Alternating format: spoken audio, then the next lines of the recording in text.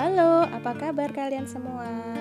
Saat ini kita akan belajar di mata pelajaran simulasi digital. Perkenalkan, saya Ibu Mariana, guru pengampu untuk mata pelajaran ini. Di bab yang pertama, kita akan belajar logika dan algoritma dalam komputer serta penerapannya. Kalian sehari-hari pasti sudah pernah menggunakan komputer, bukan? Baik di sekolah maupun di rumah. Handphone pintar atau smartphone yang kalian bawa kemana-mana itu juga termasuk komputer, walaupun ukurannya kecil dan bersifat mobile atau dapat dibawa kemana saja. Komputer tersebut dapat bekerja karena memiliki ratusan bahkan ribuan program di dalamnya. Program dibuat dengan serangkaian logika dan algoritma. Apakah logika dan algoritma itu? Mari kita pelajari bersama-sama. Pertama-tama yang harus kita ketahui adalah pengertian dari logika.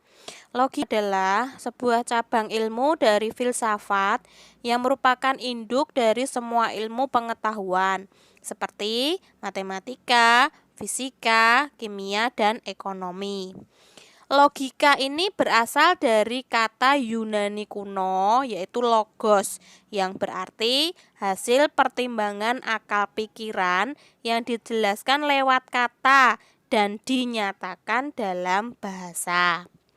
Secara sederhana, kata logika dapat diartikan dengan masuk akal. Pertama kali, istilah logika dijelaskan oleh Aristoteles tahun 384 sampai 322 sebelum Masehi.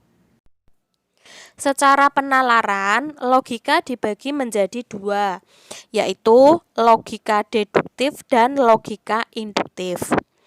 Logika deduktif, cara berpikir proses penalaran untuk menarik kesimpulan berupa prinsip atau sikap yang berlaku khusus berdasarkan atas fakta-fakta yang bersifat umum. Dengan kata lain, memaparkan hal umum di awal, kemudian mengakhirinya dengan hal khusus.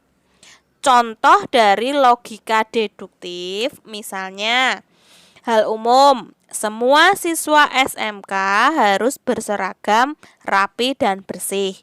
Hal khusus, Reno adalah siswa SMK. Kesimpulannya, Reno harus berseragam, rapi, dan bersih. Yang kedua, logika induktif. Cara berpikir proses penalaran untuk menarik kesimpulan berupa prinsip atau sikap yang berlaku umum berdasarkan atas fakta-fakta yang bersifat khusus. Dengan kata lain, memaparkan hal khusus di awal, kemudian mengakhirinya dengan hal umum. Contoh dari logika induktif, misalnya, hal khusus, untuk hidup manusia membutuhkan udara. Hal khusus lagi, untuk hidup hewan membutuhkan udara. Hal khusus lagi, untuk hidup tumbuhan membutuhkan udara. Kesimpulan yang dapat ditarik adalah untuk hidup, makhluk hidup membutuhkan udara.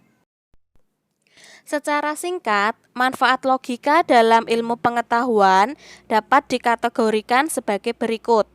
1. Logika menyatakan, menjelaskan, dan menggunakan prinsip abstrak yang dapat dipakai dalam semua lapangan ilmu pengetahuan, bahkan semua bidang kehidupan.